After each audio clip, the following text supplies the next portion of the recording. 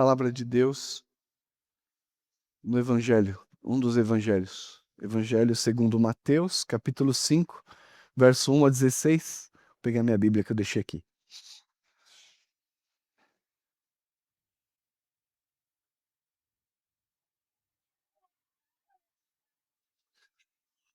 Mateus, capítulo 5, versos 1 a 16.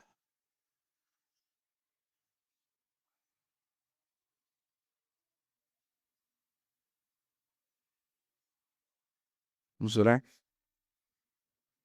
Querido Deus, bondoso Pai, no nome de Jesus, eu te agradeço por todos os momentos que nós vivenciamos aqui no culto, de oração, de ação de graças, de louvor ao teu nome. Agora, Pai, eu peço que, através da minha vida, o Senhor comunique a sua palavra. Tu sabes da minha preocupação para aproximar-me daquilo que é a tua vontade expressa na palavra e o Senhor me conduza na interpretação como conduziu e agora na pregação. Que o seu nome seja exaltado, que os irmãos e irmãs sejam abençoados por ti. Fortalece-nos em tudo. Em nome de Jesus. Amém. Você já ouviu mensagens no Sermão do Monte? Certamente sim. Nós iniciaremos hoje uma série no Sermão da Montanha, no capítulo 5 a 7 deste Evangelho. E podemos aqui dizer que muita tinta já foi gasta interpretando esta parte da Escritura e muitos sermões maravilhosos procederam desta passagem. Nós vamos analisar em conjunto os trechos deste sermão, que até onde eu tenho programado são 10 mensagens nestes dois capítulos, 5, 6, 7, nesses capítulos que seguem.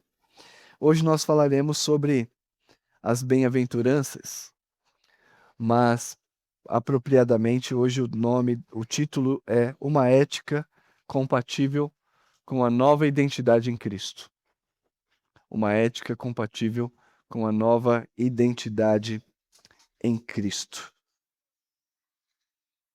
Pessoas se definem como cristãs. Eu creio que você se define como cristão, como cristã. Mas também é verdade que muitos são orientados por outros princípios. São orientados e conduzem a sua vida por outras doutrinas.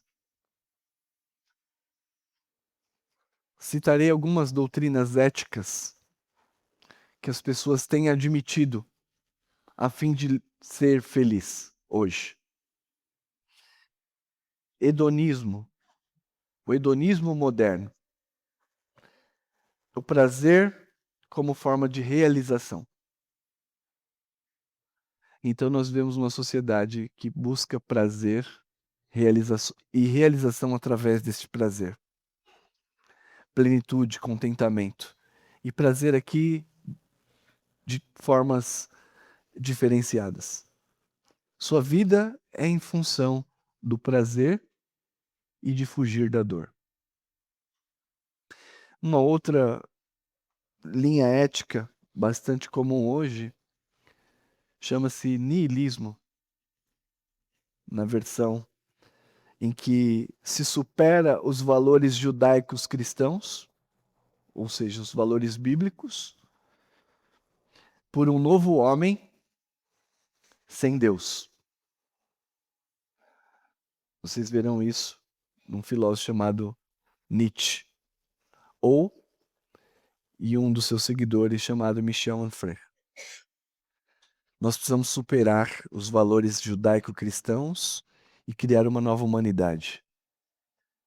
niilismo.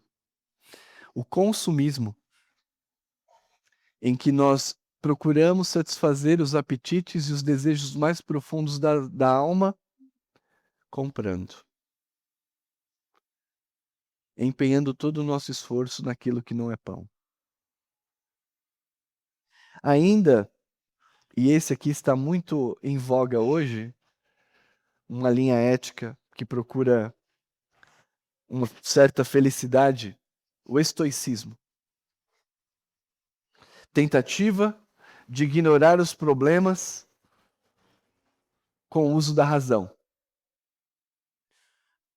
Você ignora os problemas, ignora as paixões, controla racionalmente as suas emoções e assim você vai pacificar a sua alma. Há tantos problemas, há tantas demandas externas que esta linha ética procura então essa pacificação da alma através do uso da razão, fugindo das paixões, se escondendo. Mas é preciso dizer que todas elas não são compatíveis com uma ética do reino. Porque, em geral, elas têm em comum que o homem está sozinho, que ele é dono do seu destino, menos no estoicismo, né? Ele está controlado pelo destino no estoicismo. Mas o homem está sozinho. E então ele precisa dar conta da sua felicidade. E, irmãos, infelizmente, muitos de nós que se dizem cristãos têm conduzido a sua vida por essas doutrinas éticas. Prazer, consumo, fuga ou até mesmo abandono dos valores mais comuns da Bíblia. Todos buscando uma espécie de felicidade, de contentamento na alma. Em que você tem procurado contentamento na sua alma? Talvez eu não tenha citado aqui o estilo de vida que você tem levado, mas talvez o seu modo de vida seja incompatível com a sua nova identidade em Cristo. E esta primeira parte do sermão, na verdade, todo o Sermão do Monte, diz respeito a isso. Uma nova identidade em Cristo, compatível com ela, e um modo de vida que agrada a Deus. Quando Jesus proferiu essas palavras, esse sermão, nós não sabemos se ele falou de uma vez só ou se foi em partes, ou demorou alguns dias. Havia também uma ética religiosa no farisaísmo. Qual era a ética religiosa do farisaísmo? Uma religião ritual externa, que era preocupada em cumprir seus deveres religiosos, mas que não encontrava verdade no coração. O farisaísmo era uma religião externalista.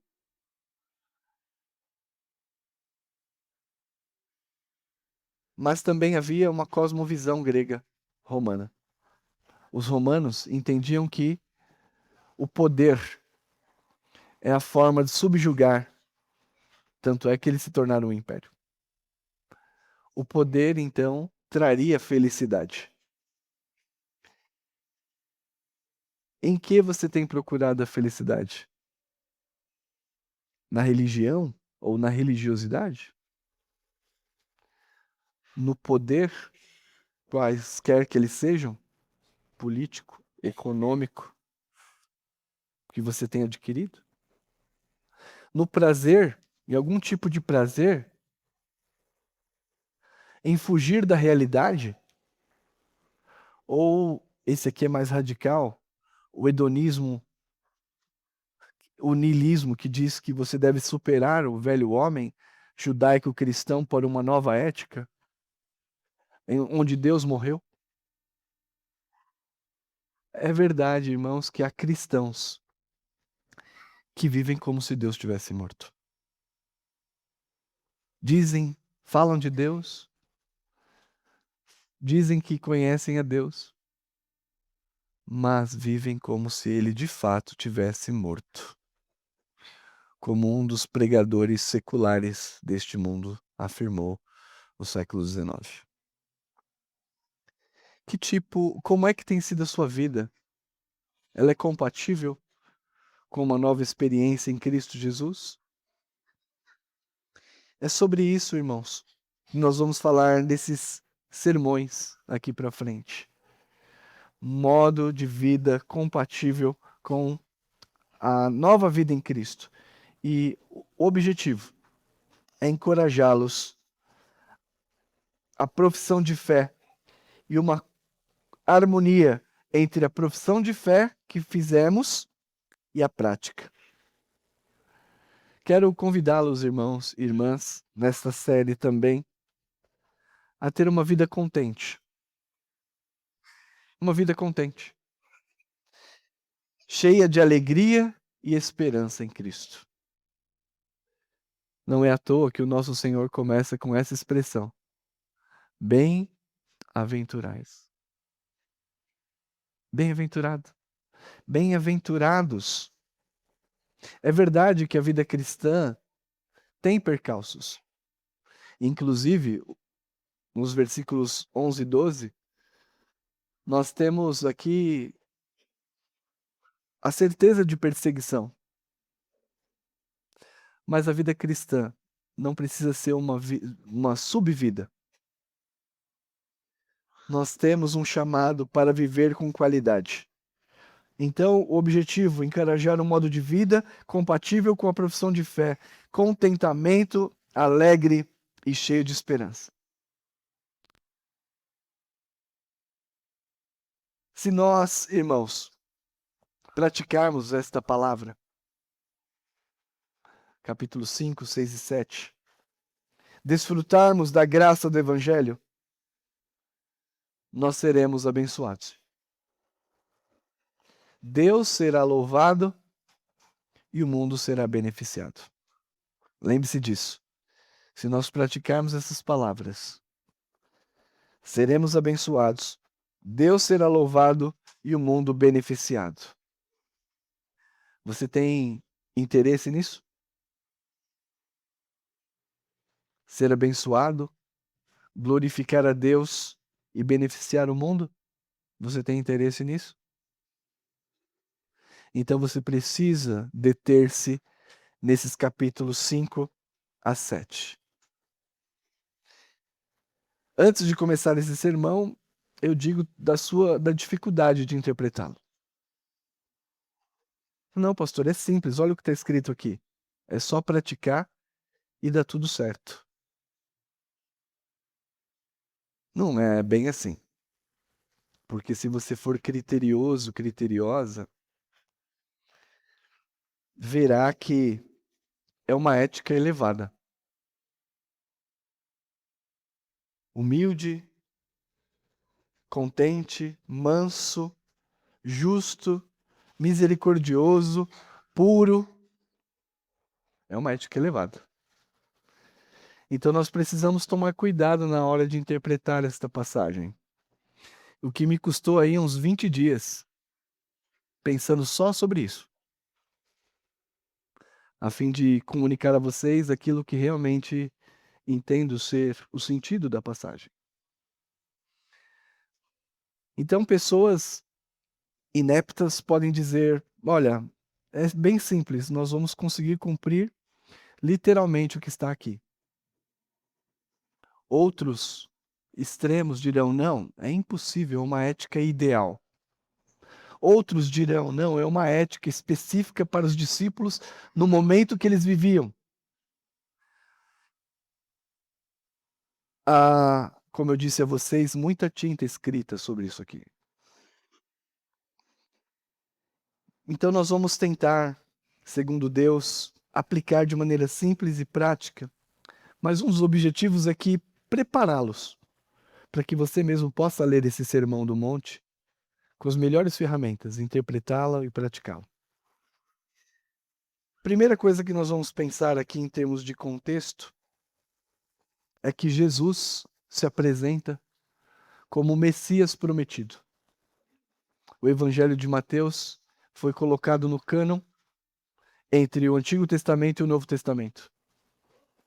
Ele inaugura o Novo Testamento.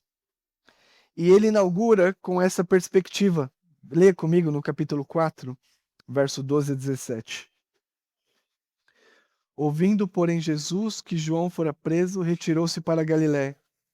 E deixando Nazaré, foi morar em Cafarnaum, situada à beira-mar, nos confins de Zebulon e Naftali, para que se cumprisse o que fora prometido o que fora dito por intermédio do profeta Isaías. Terra de Zebulon, terra de Naftali, caminho do mar, além de Jordão, Galiléia dos gentios. O povo que jazia em trevas viu grande luz, e os que viviam na região da sombra da morte resplandeceu-lhes a luz. Daí por diante passou Jesus a pregar e dizer: arrependei-vos, porque está próximo o reino dos céus. O Filho de Deus prometido é chegado, conforme os profetas haviam anunciado. Luz para as trevas, com autoridade, Jesus inaugura o reino de Deus, o reino messiânico. Então é neste contexto escatológico, histórico, que nós devemos começar a entender o Sermão do Monte. Uma nova ordem é chegada através do Filho de Deus, uma nova ordem que ele chama Reino dos Céus. Com a sua vinda, Jesus inaugura o Reino dos Céus. Jesus inaugura o Reino dos Céus. E agora o reino já está em vigor. Este reino será consumado na sua segunda vinda. Então, lembre dessa expressão. Nós já vivemos no reino, mas ainda não plenamente. Nós já vivemos aspectos deste reino que Cristo inaugurou, mas ainda não em sua plenitude. Jesus, como o Messias, o Redentor, cumpre a palavra de Deus perfeitamente. Em uma parte do Sermão da Montanha, Jesus interpretará a lei moral, os 10 mandamentos. E há algo fundamental, capítulo 5, verso 17. Leia comigo. Não penseis que vim revogar a lei ou os profetas. Não vim para revogar, vim para cumprir. Essa expressão significa que Jesus não veio derrubar a casa. Ele veio colocar o telhado. Toda a lei apontava para Cristo. Então ele vem como Messias que inaugura uma nova ordem, o reino de Deus, anteriormente anunciada, e agora com autoridade ele implementa esse reino e ensina os seus discípulos como viver nesse reino. Qual é a forma que nós devemos lidar nesse ínterim entre o já e o ainda não?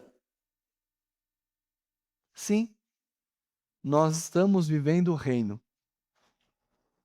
Ele já foi inaugurado, mas ele ainda não está completamente evidente na sua plenitude.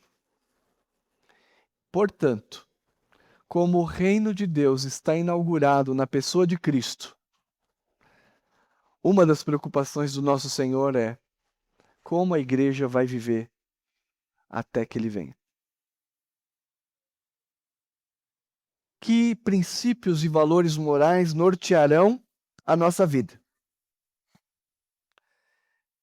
Dentre muitas interpretações desta passagem, que não são excludentes entre si, eu adoto esta. Nós temos aqui, no capítulo 5 a 7, e particularmente nos versículos 1 a 12, orientação ética para uma vida segundo o reino de Deus. Entendendo que o reino ele já está inaugurado, é presente, mas ele ainda não está efetivado na sua plenitude. O reino também é futuro. E na pessoa de Cristo, este reino é inaugurado. Uma pergunta: este sermão é relevante para hoje, para os dias atuais? Esse sermão é praticável? Vamos primeiro se esse sermão é relevante. Lembre-se, do capítulo 5 a 7 é o sermão. Então vamos lá para o capítulo 7, dar o spoiler sobre se esse sermão é relevante ou não para a atualidade. Mateus capítulo 7, verso 24. Todo aquele, pois, que ouve estas minhas palavras e as pratica, será considerado como um homem prudente que edificou a sua casa sobre a rocha. Agora o versículo 26. E todo aquele que ouve as minhas palavras e não as pratica, será comparado a um homem sensato que edificou sua casa sobre a areia. Sim. Portanto, essa mensagem do Senhor Jesus continua pertinente para nós hoje. E deve ser reiterada, interpretada e aplicada. A segunda pergunta: esse sermão é praticável? Quem aqui já teve a sensação de que esse sermão é impraticável?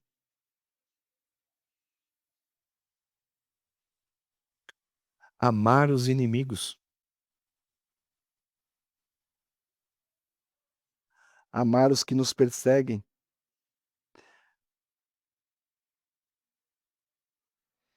Quem aqui tem facilidade para não se vingar? Que não olha com olhar de cobiça o outro. Que se preocupa com os tesouros do céu, não da terra. Que não anda ansioso. Afinal de contas, esse sermão é praticável ou não? Eu entendo que, como alguns intérpretes interpretaram, ele é praticável, sim. Mas nós precisamos tomar cuidado. Primeiro, que ele é praticável apenas àqueles que nasceram de novo. Se você atribui essa ética a quem não nasceu de novo, é impossível.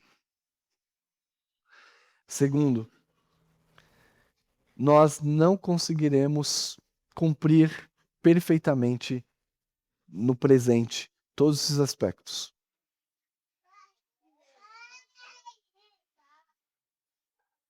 Mas, em terceiro lugar, nós podemos ter esperança de alcançar padrões cada vez mais elevados.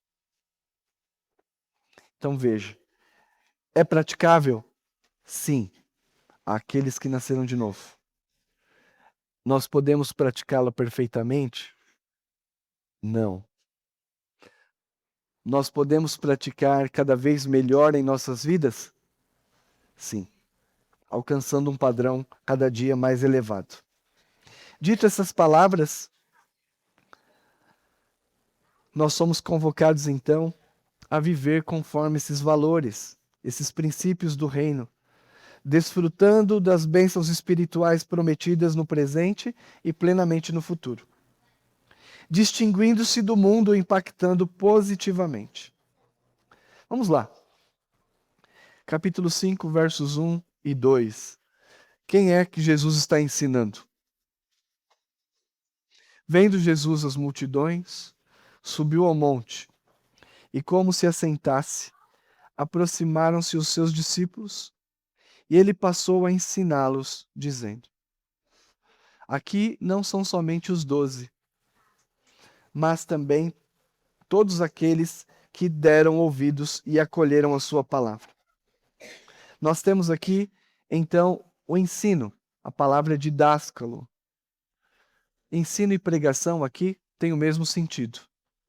São exortações aos discípulos em como devem se portar no presente com uma mentalidade do reino. Nós somos cidadãos do Brasil, certo? Mas nós também somos cidadãos dos céus.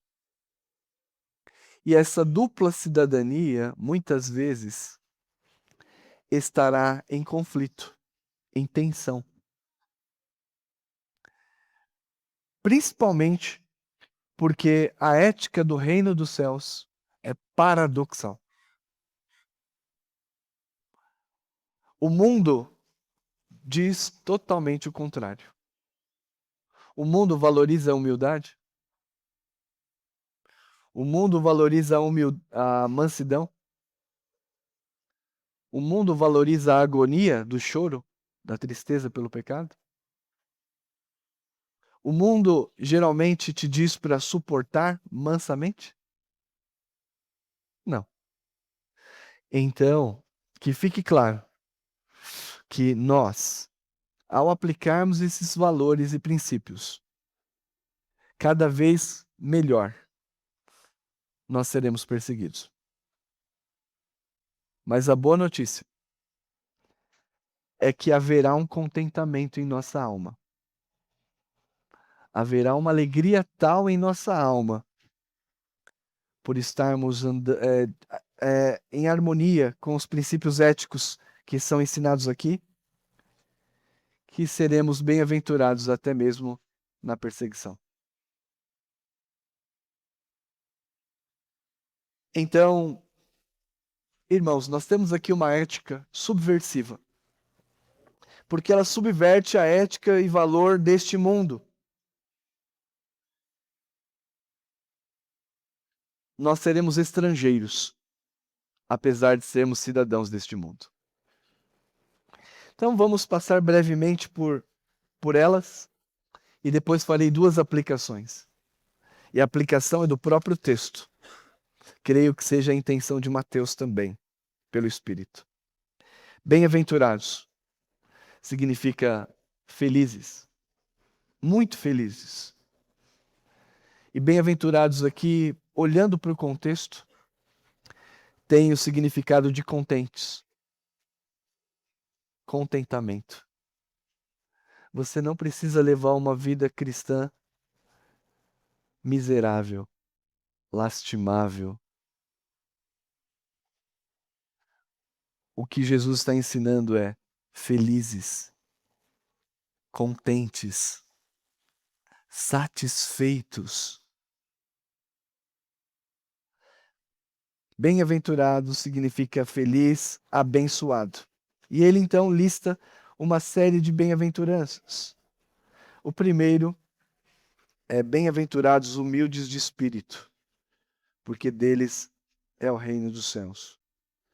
Você lerá o Evangelho de Lucas com as bem-aventuranças também. Eu entendo que é o mesmo momento que Jesus prega, mas que cada evangelista utiliza, inspirado por Deus, cada trecho de maneira seguir os seus propósitos teológicos. Então Lucas pega esta mensagem que Jesus ouviu, seleciona as partes e aplica conforme o Espírito. Mateus ouve esse sermão, registra, seleciona as partes e aplica. Então não são dois sermões da planície, na minha intenção, é um só, mas com pontos de vista diferentes. Então Lucas dirá: bem-aventurados os pobres. E alguns interpretarão que esta pobreza significa escassez material. A palavra aqui não é humilde. A melhor tradução significa paupérrimo. Bem-aventurados os paupérrimos. Mas qual é o sentido? Ele está falando de economicamente, os pobres economicamente serão herdeiros do reino de Deus? Não, porque isso contraria muitas passagens da Escritura. O sentido aqui de pobreza, irmãos, é de que Felizes e contentes são aqueles que reconhecem que não têm nenhuma condição de viver por si só. Os pobres aqui de espírito são aqueles que confessam a sua dependência extrema de Deus. Aqueles que se esvaziaram de si mesmos. E isso aqui, irmãos, é muito grave. Jesus disse aos seus discípulos: quem quer vir após mim, a si mesmo se negue, tome sua cruz e siga-me. O que é isto? É a crucificação do eu. É o total esvaziamento de si na dependência de Deus. Como eu disse, paupérrimo, a palavra paupérrimo significa que é totalmente dependente. Reconhece essa dependência extrema da parte de Deus. E essa dependência extrema, então, é o esvaziamento de si para confiar no Senhor Deus. Então, essa primeira bem-aventurança é o alicerce das demais. Você se lembra, por exemplo, do fariseu e do publicano, daquela parábola que Jesus contou. O fariseu orava de si para si mesmo, dizendo: graças te dou a Deus porque não sou como este publicano. Cheio de si. Mas também Jesus registra a oração do publicano,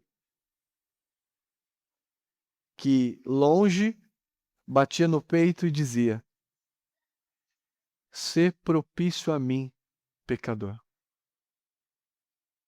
Então, aqui, humilde significa esvaziado da sua própria justiça. Esvaziado da sua autonomia para depender de Deus. Você quer um exemplo? Vamos para Mateus 18, de 1 a 3. Um exemplo simples, mas bastante objetivo. Mateus 18.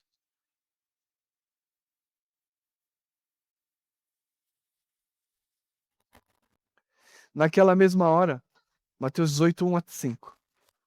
Sobre bem-aventurados os humildes. Naquela mesma hora, aproximaram-se de Jesus os discípulos perguntando: quem é porventura o maior no reino dos céus? E Jesus, chamando uma criança, colocou no meio deles e disse: em verdade vos digo, se não vos converterdes e não vos tornardes como crianças, de modo algum entrareis no reino dos céus. Portanto, aquele que se humilhar como esta criança, este é o maior no reino dos céus. Qual a característica que Jesus destaca aqui? A dependência, o esvaziamento de si. Então, aqueles que reconhecem a total dependência de Deus, tal como uma criança depende dos seus pais, se humilha pedindo porque não tem condições, somente a estes a porta dos céus está aberta. Não há espaço para qualquer pretensão ou orgulho. Não há espaço para qualquer tipo de autojustiça, irmão, irmã. Esvaziar-se de si, reconhecendo: eu não tenho condição de entrar no reino dos céus. E Jesus diz: você deve se humilhar e você deve se converter a Deus. Dito isto, Jesus continua: bem-aventurados os que choram, Vocês leram em Romanos 8 que a natureza geme e suporta angústias até agora. Não somente ela, mas também nós que temos as primícias do Espírito. Por causa da entrada do pecado no mundo, todos gemem. Todos gemem por causa da entrada no mundo. E aqui, quando Jesus, bem-aventurados os que choram, está se referindo à lamentação, ao gemido pelos estados das coisas, pelo efeito do pecado e as suas consequências. E aqui também tem um aspecto pessoal. Aqueles que reconhecem que precisam de Deus e que choram por seus próprios pecados. Tristeza, lamento pelo pecado que você tem cometido. A natureza geme, os homens gemem, mas você chora pelos seus pecados? Você se entristece por eles? Bem-aventurados os que choram, porque Deus os trará consolo na consumação dos séculos. Não é isso que diz no livro de Apocalipse? E lhes enxugará dos olhos toda lágrima. Mas, queridos, veja o paradoxo. Ainda que chorando pelos nossos pecados, nós teremos contentamento na alma. Bem-aventurados. Ainda que se esvaziando de si mesmo, ainda que reconhecendo a nossa fraqueza, incapacidade, teremos contentamento de sermos herdeiros do reino. Continuando. Bem-aventurados os mansos. Os mansos são aqueles que se dobram à vontade de Deus. Aqui, mansidão não é frouxidão. Não confunda uma coisa com outra. Manso é uma coisa, frouxo é outra. A mansidão significa dobrar-se a fazer a vontade de Deus, mas ao mesmo tempo coragem, como nosso Senhor foi. Não é isso que ele disse nesse mesmo evangelho? Vinde a mim, vós que estáis cansados, sobrecarregados, aprendei de mim, que sou manso e humilde. Mas quem foi mais corajoso e resoluto do que o nosso Senhor? Mansidão, não sermos beligerantes.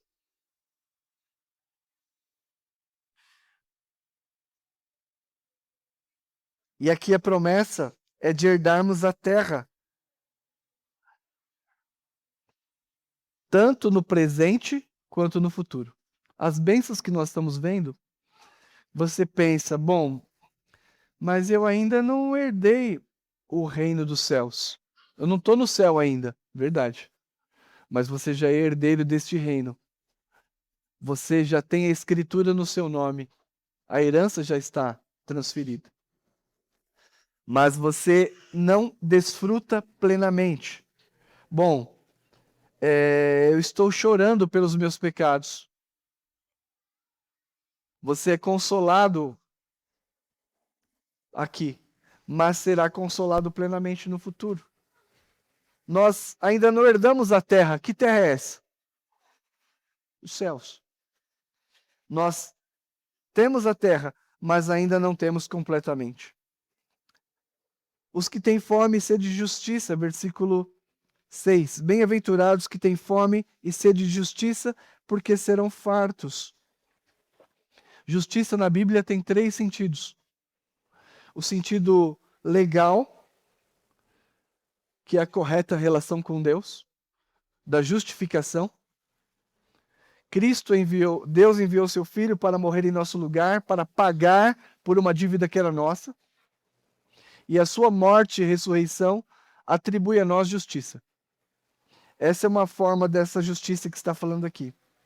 Outro aspecto dessa justiça é a justiça moral.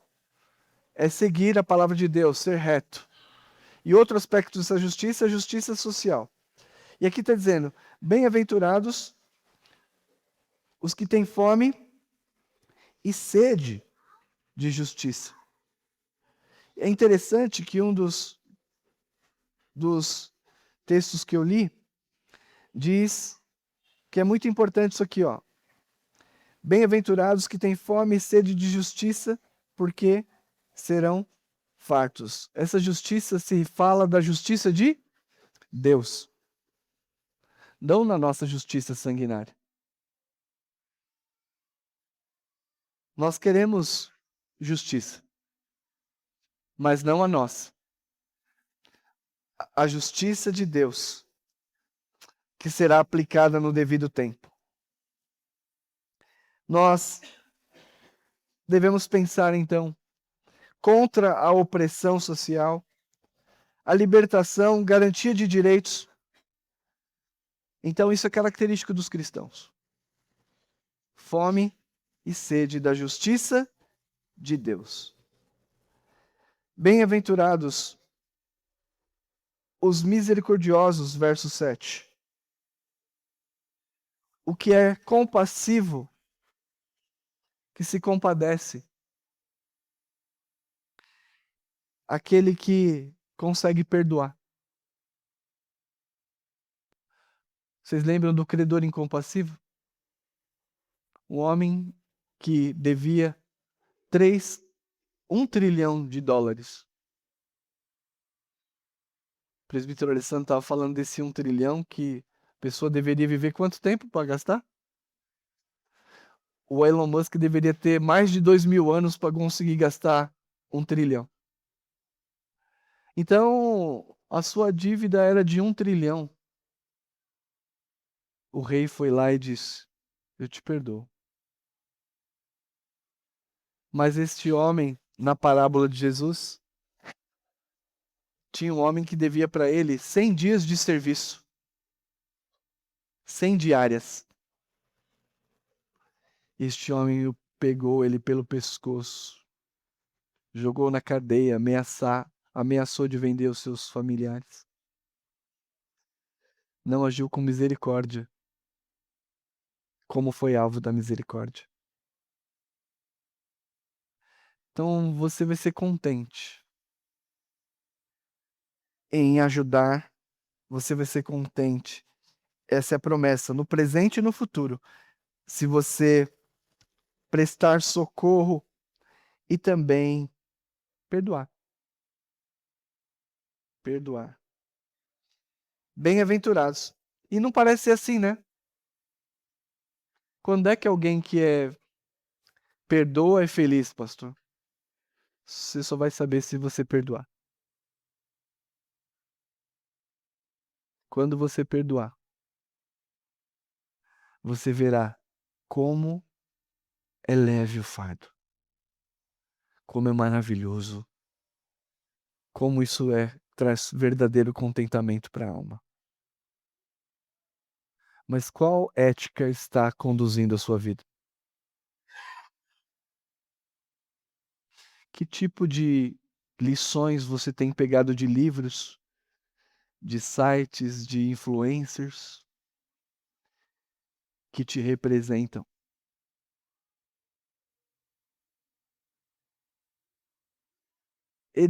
Você acha mesmo que isso é fonte de alegria? Você acha mesmo que isso trará contentamento à sua alma?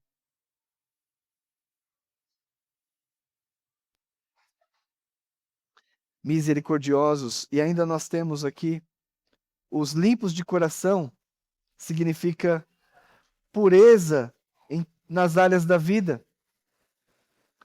Isso aqui era muito pontual para os fariseus.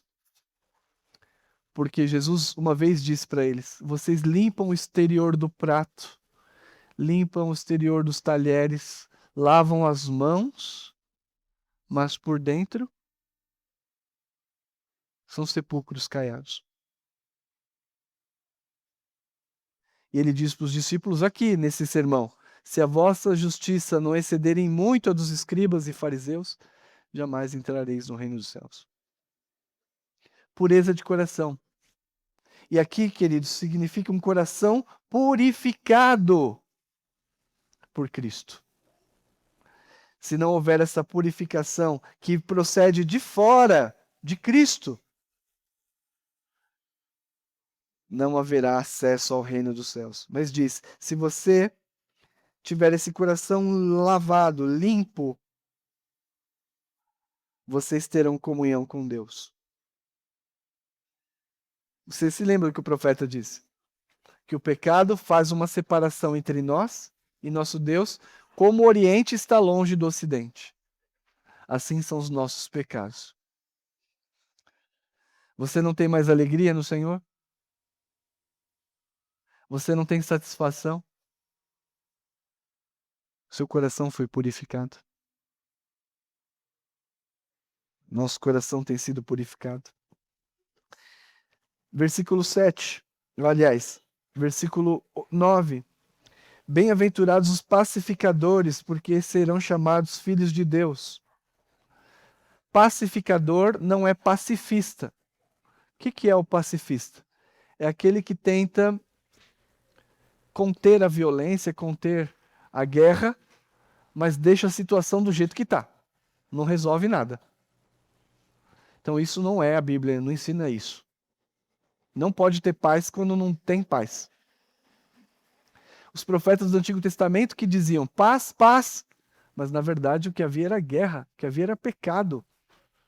Então paz aqui não significa pacifismo, ou seja, uma tranquilidade a qualquer custo. A paz aqui lembra aquilo que Paulo diz: no que depender de vós, tendes paz um com os outros. Que nem na escola, né? Os dois estão discutindo, aí você põe a mão assim, quem tem coragem, cospe aqui. Briga, briga, briga. O cristão não é assim. Nós somos promotores da paz. No que depender de vós, não provocaremos o conflito. Trabalha pela paz, reconcilia, restaura. Então, o pacifismo diz que é preciso ter paz a qualquer custo. Não é assim. Por isso que na nossa confissão é admitido guerra. Porque muitas vezes a verdadeira paz só vem através da guerra, do poder da espada. Mas Jesus diz: bem-aventurados os pacificadores. E quem é o pacificador por excelência? Jesus. Deus estava irado contra nós. Uma ira justa. Mas diz a palavra que Jesus Cristo nos reconciliou no corpo da sua carne, se tornando o mediador entre nós e Deus. Ele reconciliou as partes. Então, seja um reconciliador. Se as pessoas estão em guerra, no seu lar, no seu trabalho, na igreja, não significa pôr panos quentes. Mas trabalhe pela paz. Trabalhe pela reconciliação. Estes herdarão, diz o reino dos céus. E por último, bem-aventurados sois quando por minha causa vos injuriarem, vos perseguindo e mentindo disserem todo mal contra vós. Regozijai-vos, exultai, porque grande é o vosso galardão nos céus, pois assim perseguiram os profetas que vieram antes de vós. Qual será a consequência de viver uma ética como essa? Perseguição. Mas você é muito tonto. Como é que você pode perdoar tal pessoa? Mas você é muito tonto. Como é que você pode ajudar tal pessoa? Mas você, olha, não tem cabimento. Aquela pessoa está te humilhando e você continua assim. Não por covardia. Você se esvazia de si. É manso. Se fosse eu, se fosse eu. É assim, né? Todo mundo. Se fosse eu, ele fazia tudo. Ó, se eu quisesse, né? Tem essa também.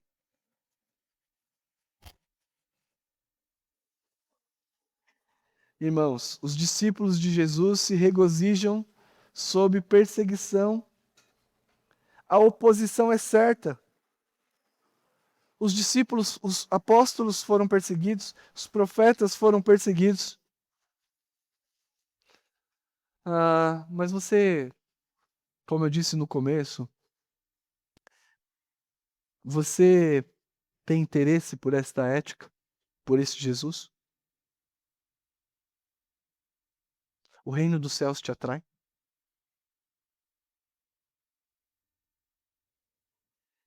E diante disso, os versículos 13 a 16.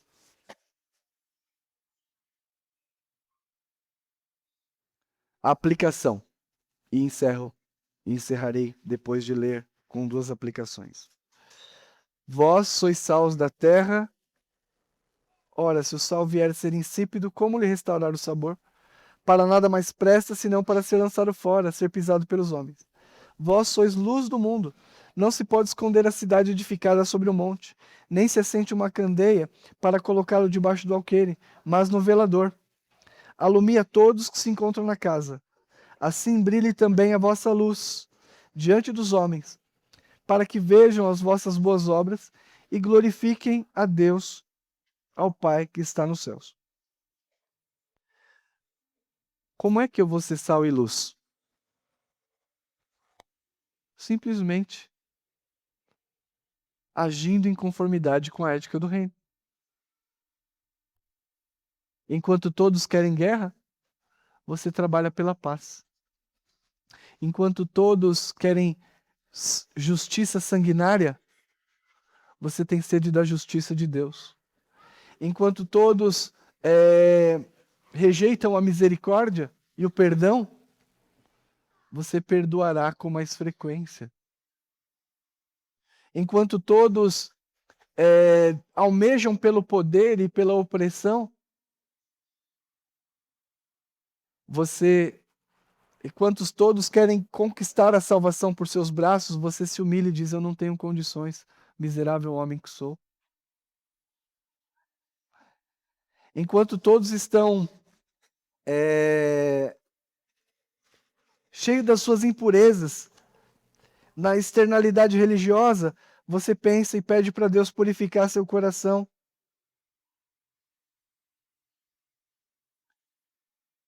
É uma ética subversiva. Então, ser sal da terra e luz do mundo é isso. E diz a passagem, como nós lemos, que os discípulos, então, são sal para conservar e luz para iluminar.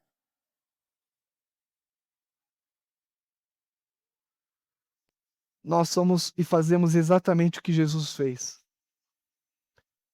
Terra de Zebulon, terra de Naftali, além do mar. Galiléia dos gentios. E o povo que jazia em trevas viu grande luz. Não é o texto que nós acabamos de ler? E os que viviam na região da sombra da morte, resplandeceu-lhes a luz. Você tem essa característica de sal e luz?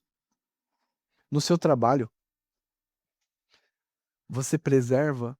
Você está evitando que aquilo ali se apodreça definitivamente? Você já está sendo sal. Você ilumina aquelas trevas no seu trabalho, na faculdade, na sua família, vivendo conforme essa ética?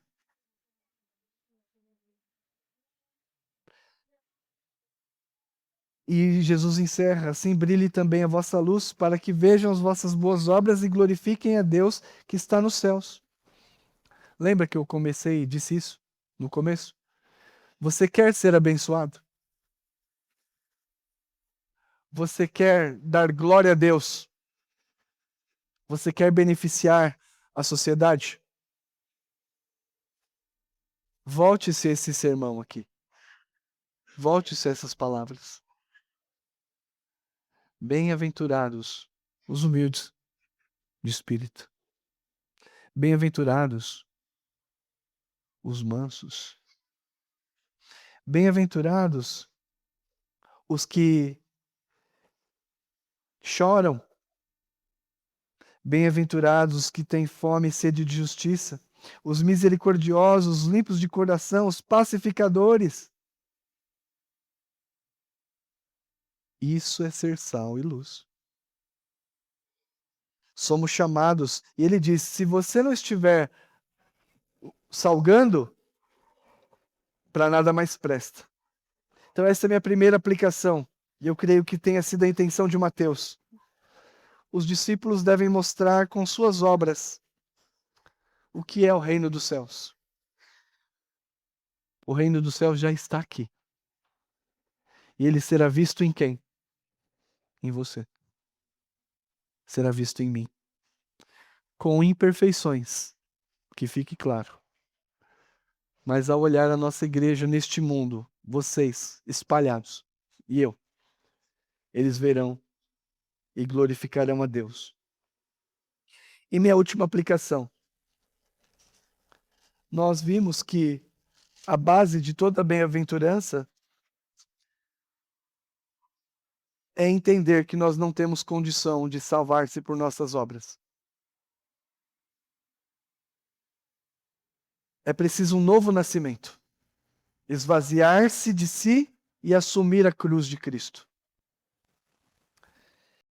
João, capítulo 3, havia um homem chamado Nicodemos. Um homem que conhecia a palavra.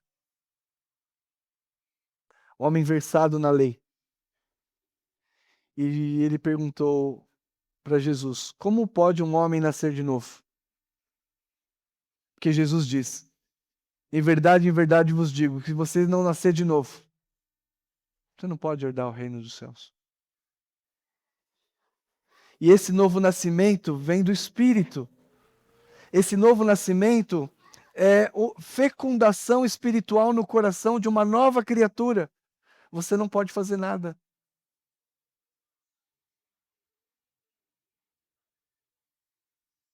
E quisera Deus que nesta manhã,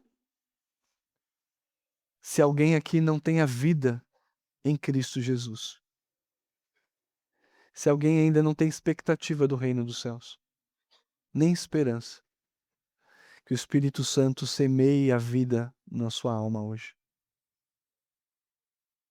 E semeando a vida na sua alma, ele diz assim, em verdade vos digo, se você não nascer de novo, não vai herdar o reino dos céus. E assim como foi no deserto, Moisés ergueu a serpente. Todo que olhar para o Filho do Homem viverá. Você não tem contentamento, você não tem alegria nesta ética. O problema não é que ela não pode ser vivida. A questão é que você ainda não nasceu de novo. Eu não nasci de novo. Lembre-se, nós não estamos falando aqui de perfeição. Mas todos os que conhecem o Senhor sabem que isso aqui é verdade. Há contentamento e alegria em seguir uma ética compatível com a nova identidade em Cristo. Pense nisso essa manhã. Pense nisso durante a semana. E a partir daqui nós vamos pregar aspectos desta ética do reino que nos traz sempre alegria e contentamento, apesar das aflições que podem nos sobrevir por causa da fé, por causa da nossa firmeza. Que Deus ajude. Amém.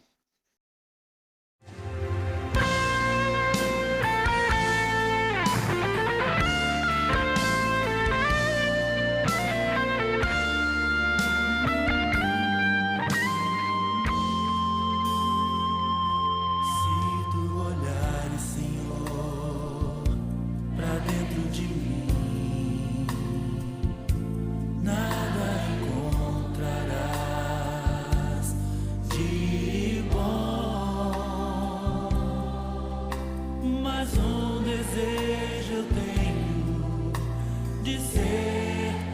transformado. Preciso tanto do teu perdão. Dá-me um novo coração.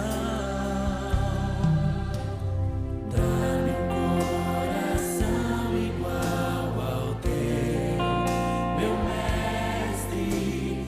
Dá-me um coração igual ao teu, coração disposto a obedecer, cumprir todo o teu querer. Dá-me um coração igual ao teu.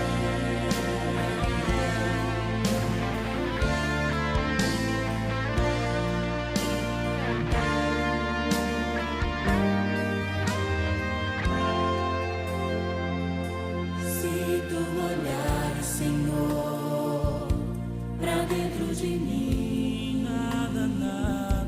nada encontrarás de bom,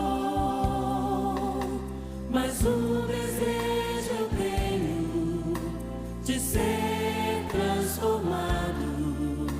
Preciso tanto do teu perdão. Dá-me um novo coração. Dá-me um coração igual ao teu, meu mestre. Dá-me um coração igual ao teu, coração disposto a obedecer, cumprir todo o teu querer. Dá-me um coração igual ao teu. Dá-me um coração igual ao teu, meu mestre. Dá-me um coração igual ao teu, coração disposto a obedecer, cumprir todo o teu querer. Dá-me um coração igual ao teu. Ensina-me a amar o meu irmão, a olhar com teus olhos, perdoar com teu perdão. Enche-me com teu Espírito, endireita os meus caminhos. Ó Deus, dá-me um novo coração.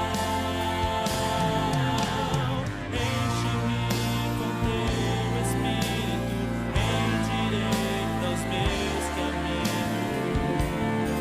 Ó Deus, dá-me um novo coração. Dá-me um coração igual ao teu, meu mestre. Dá-me um coração